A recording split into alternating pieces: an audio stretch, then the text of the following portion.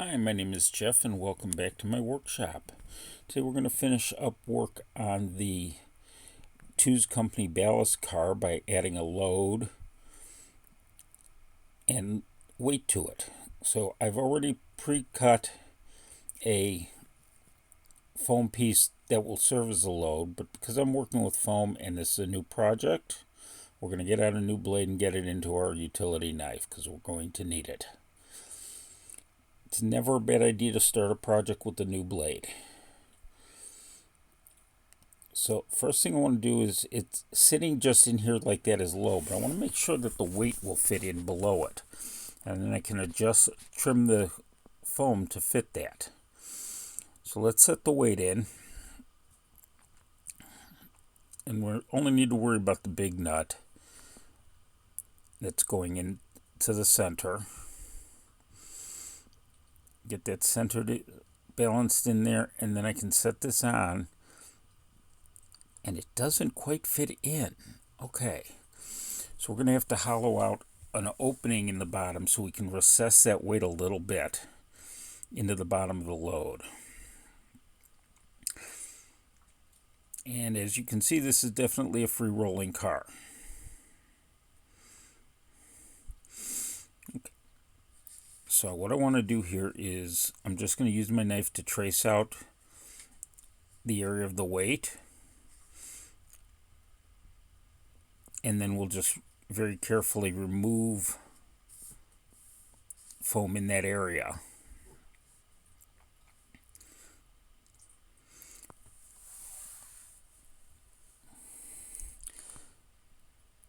And just carve it out, kind of chisel it out. This might have been easier if I'd used a chisel blade, but this one worked just fine. And then I'm going to test fit, and I can make adjustments as needed until I'm happy with the way it fits.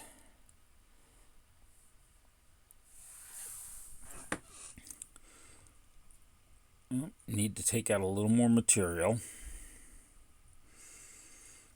Okay, there we go. Now that it fits in there, let's see how it is for if it gave us enough height.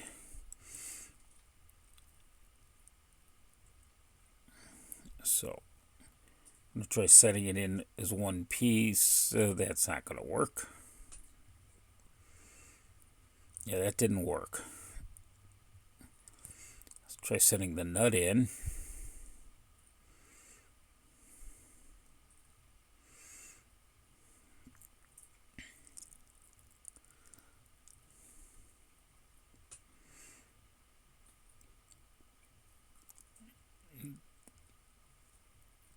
It kind of worked.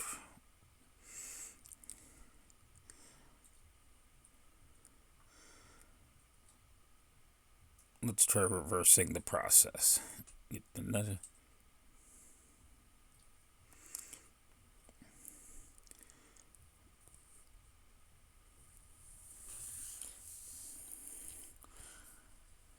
As you can see, sometimes things don't go as simply as planned. Okay, that works. So let's mark the sides where it's going to go. I'm just going to grab a pencil and draw a quick line on it.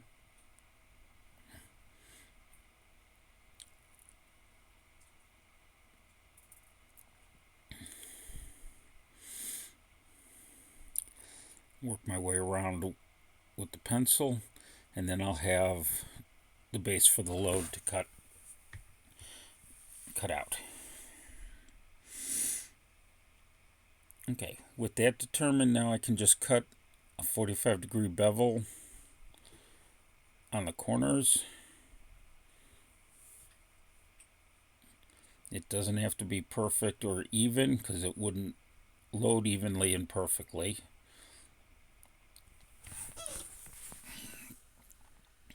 We'll just work our way through the four sides to get that cut nice and evenly.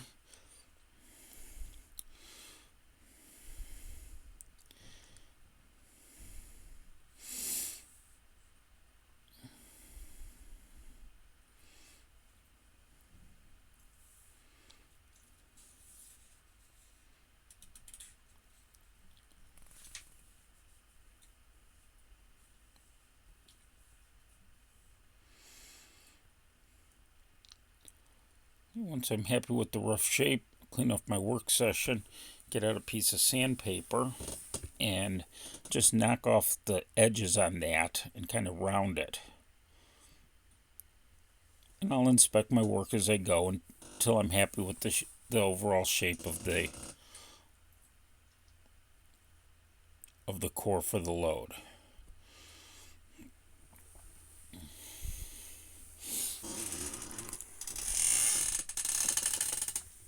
You can see it's starting to round out nicely.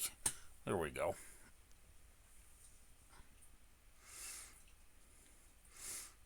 Okay, now it's ready for paint and for ballast to be applied to it. I'm going to paint it using this crushed stone. It'll give a good background color. It's close in color to the ballast I'm going to use on it. I'm going to put a liberal coat of the paint on this, and then we can sprinkle the ballast right into the wet paint to hold it. And then add glue and more ballast as needed. So I'm just going to put some glue on the bottom of this disposable cup. Or some paint rather.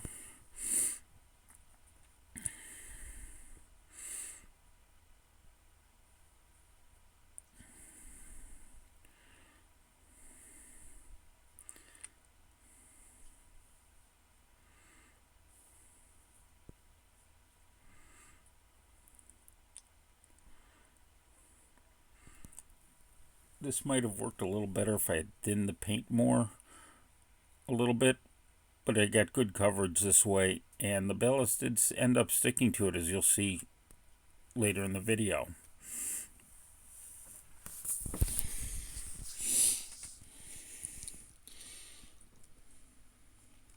One thing I realized later in the process that I didn't do is I should have attached the weight to the bottom of this before I did all this. Then I could have used the nut as a paint handle while painting it and setting it down. But once the paint was on there, I just added the ballast to it. And I'm working inside an old kit lid.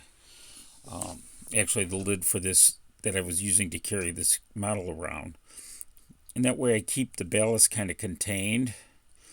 And this way I can get it in there and kind of give it a shake to get it onto everything and loose off.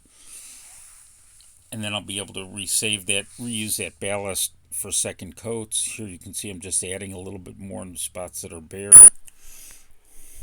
And then we can add more after it dries using glue, as you'll see in the next scene.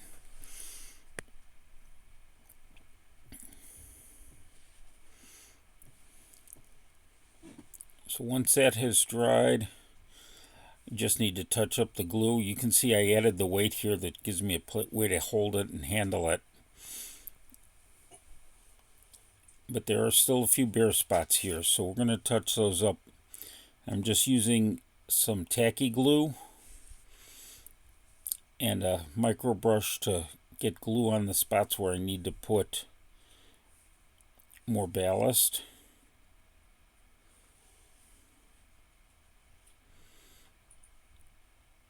And then with the glue in place, then I can sprinkle ballast on it.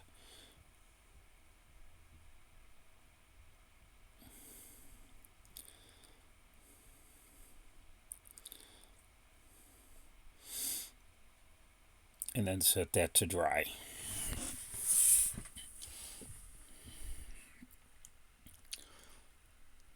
Once that's dry, we'll be ready to install it in the car. So let's take care of that. First, we need to add the rest of the weight to it.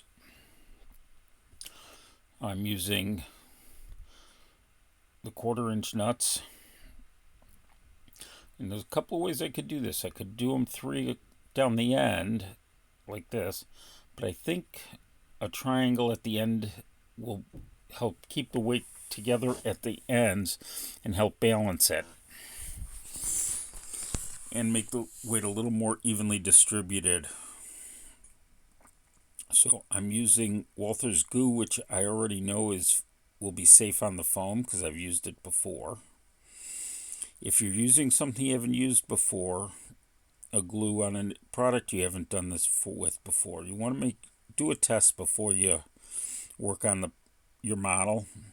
Use a scrap of the foam, and just make sure that the glue or adhesive you're using is going to be foam safe and isn't going to melt the foam you're using. So put a layer on the foam and a layer on the end of the nut. We'll get all 6 nuts and the other end of the foam. And then we're going to let it sit for a couple of minutes. Want to give it a good 2 to 4 minutes to get the solvent to adhere. Now when I set the nuts in place, they will be permanently attached. So I want to be careful where I line them up and get them right where I want them.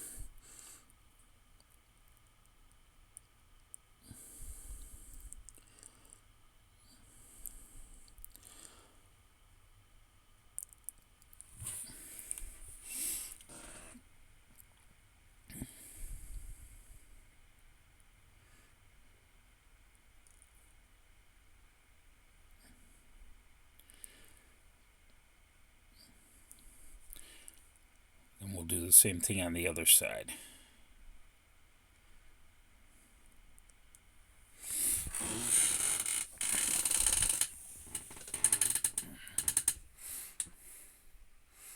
I let these, once these are done, I let it dry overnight. I want to make sure that any fumes from that glue can evaporate completely.